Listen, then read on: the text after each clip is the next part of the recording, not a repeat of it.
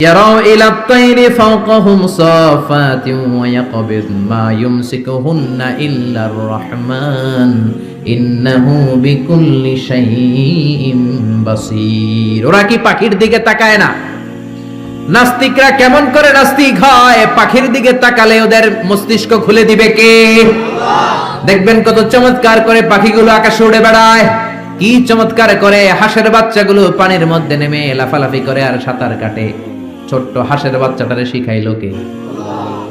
তারপরে ছোট্ট বাছুর দেখবেন জন্মের পরে দাঁড়াতে শিখানোর পরে মায়ের ওলানের মধ্যে ছোট্ট বাছুরটা ডু মারে কি মারে না? ওরে কে শিখাইলো যে এখানে ডু মারলেই তোর রিজিক বেরোবে, তোর খাবার এখান দিয়ে বেরোবে? তিনি কে? সে আল্লাহ বললেন নাস্তিকগুলা কি পাখির দিকে তাকায় না? পাখির দিকে তাকালে তো মানুষ অবাক হয়ে যাবে। পাখিগুলো কেমন করে ডানা মেলে রাখে, আবার ডানা চাপটায়, আবার জমিনে নেমে আসে। পাখির কথা কোরআনে আছে না নাই? আব্রাহার হস্তি বাহিনীকে পাখি দিয়ে মক্কার ওয়াদি মুহাসসারে নাস্তানাবুদ করেছে কে? আবার কাবা ভাঙতে এলে পাঠাওয়া বাবিল, দাও খোদা দাও আমায় আবার উমর দরজ দিল। সুবহানাল্লাহ পড়ে। আল্লাহ বললেন ওয়া আরসালা আলাইহিম তায়রান আবাবিল,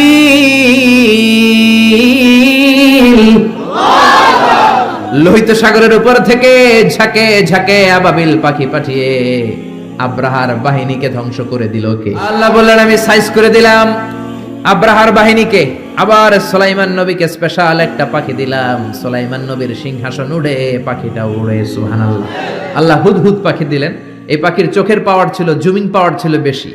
এই পাখির কাজ ছিল উপরে দাঁড়িয়ে জমিনের কত ফিট নিচে মিষ্টি পানি পাওয়া যায় সুলাইমান নবীকে রিপোর্ট করে দিতেন। তাকাতেন, নজর করে রিপোর্ট, যেরকম সুবহানাল্লাহ।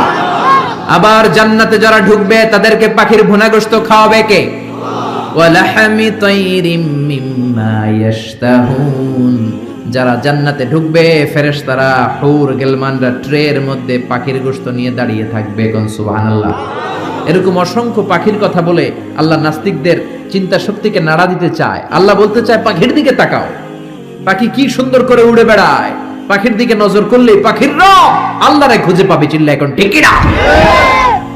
এজন্য আল্লাহ বললেন আওয়ালাম ইয়ারাউ ইলাত তাইর, পাখির দিকে কি ওরা তাকায় না? পাখি নিয়ে গবেষণা করে মানুষ প্লেন বানিয়েছে। পাখিকে আরবিতে বলে তয়র। পাখি যখন উড়ে বিমানের মতোই উড়ে, বিমান যেমনি উড়ে পাখিও তেমনি উড়ে। Birds and aircraft, rocket and plane maintain the same flying mechanism while flying। পাখি আর বিমান যখন উড়ে একটা সিস্টেম মেইনটেইন করে উড়ে। এজন্য পাখি নিয়ে রিসার্চ করে বিমানের আবিষ্কার হয়েছে, কিন্তু আমরা করতে পারি না। করেছে ইহুদিরা, করেছে খ্রিস্টানেরা। আমরা আছি তুই 4 কারণে কাফের, তুই 10 কারণে কাফের, তোর 14 গোষ্ঠী কাফের। এই কাফের মারা গেলে যেখানে কবর দেয়া হবে ওই কবরে যে ঘাস উঠবে, ওই ঘাস যে গরু খাবে আর ওই গরুর যে দুধ খাবে ও কাফের।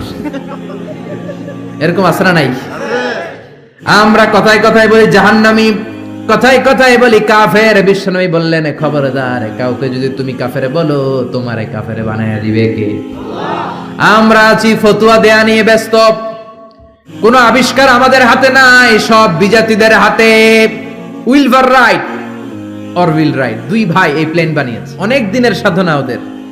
পাখি আকাশে উড়ে, আমরা উঠতে পারি না। এই কিউরিসিটি থেকে আপনার পৃথিবীর সব আবিষ্কার, যত ডেভেলপমেন্ট, যত উন্নতি, সব মানুষের কিউরিসিটি। আপনার মধ্যে যদি উৎসাহ না থাকে, আপনার মধ্যে যদি প্রশ্ন না থাকে, কৌতূহল না থাকে, আপনি কোনো উন্নতি জীবনে করতে পারবেন না। যেরকম ঠিক কি না? ওরা শুধু গবেষণা করে, চিন্তা করে। পাখি উড়ে, আমরা উঠতে পারি না কেন? এখন আমরা পাখির চাইতে আরো জোরে উড়ি, প্লেনে। যেরকম ঠিক কি না? পাখিরে আমরা হারাই দিছি। এই 2 ভাই প্লেন আবিষ্কার করলো 1903 সালে ইউনাইটেড স্টেটস অফ আমেরিকা। ছোট্ট একটা ইঞ্জিন দিয়ে, একটা পাখা দিয়ে এরা উড়াইতে শুরু করছে। কিছুক্ষণ উইরা থপাস করে পড়ে, হাত ভাঙে, পা ভাঙে, তারপরও হাল ছাড়ে না।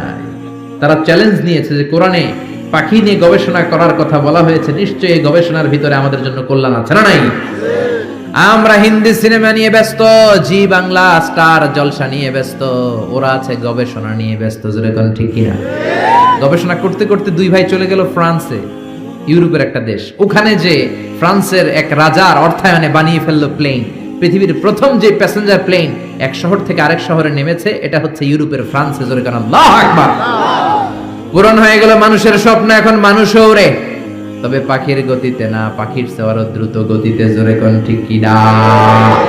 এজন্য পাখি নিয়ে গবেষণা করতে আল্লাহ বলেছেন হাজার রকমের পাখি আমি বানিয়েছি। জোরে কোন ঠিক কি না?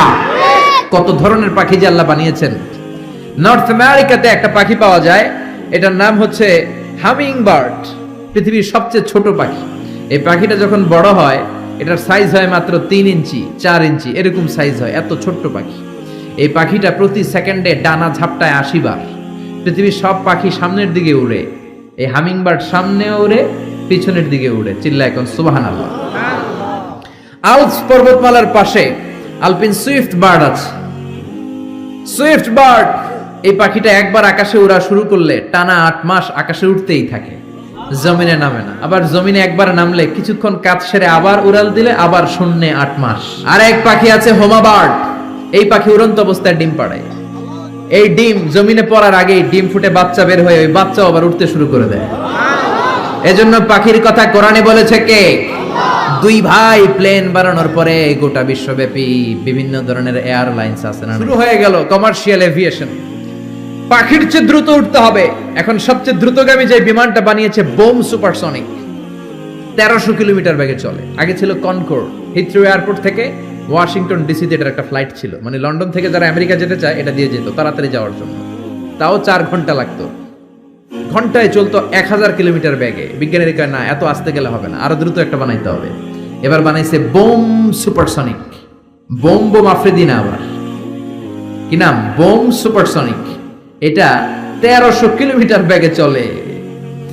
শুরু হয়ে গেল মানুষের স্বপ্ন, এবার আমরাও উঠতে পারি পাখির মতো। জোরে কোন ঠিক কিনা?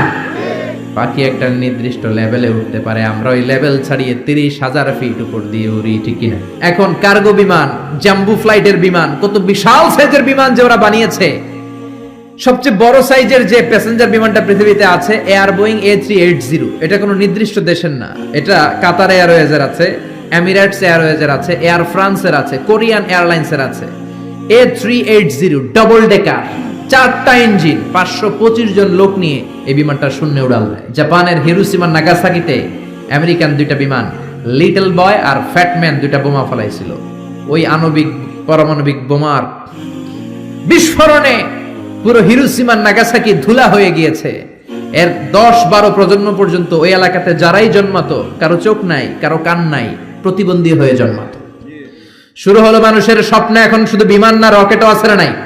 এখন মানুষ ব্যালিস্টিক ক্ষেপণাস্ত্র বানায়, এখন মিসাইল মারে, এখন ড্রোন হামলা করে, এখন পাইলট ছাড়া রোবট দিয়ে বিমান চালায়। জোরে কোন ঠিক কিনা?